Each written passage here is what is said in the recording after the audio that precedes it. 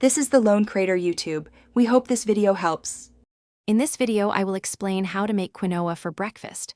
First, always rinse your quinoa thoroughly under cold water.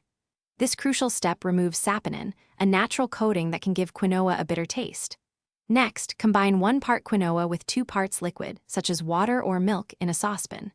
Bring it to a boil, then reduce heat, cover, and simmer until all the liquid is absorbed, usually about 15 minutes. Fluff with a fork before serving. Once your quinoa is perfectly cooked, it is time to infuse it with flavor. For a sweet breakfast, stir in a touch of maple syrup or honey while it is still warm. You can also add a pinch of cinnamon, nutmeg, or even a dash of vanilla extract for a comforting aroma. If you prefer a savory option, a little salt and pepper, perhaps with some herbs, can transform it into a different kind of morning meal. Now for the fun part, toppings. Fresh fruit like berries, sliced banana, or diced apple adds natural sweetness and vitamins.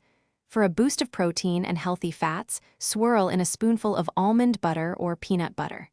A sprinkle of chopped nuts, seeds, or even a little granola can provide a delightful crunch. Feel free to get creative and mix and match your favorite ingredients to customize your perfect bowl. Quinoa is excellent for meal prepping. You can cook a larger batch and store it in an airtight container in the refrigerator for up to 5 days. When you are ready to enjoy it, simply reheat with a splash of milk or water to restore its creamy texture.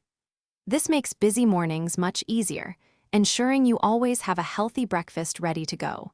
And for those looking to improve their financial well-being, check the description for a link to a book that can truly change how you think about money, as well as other deals.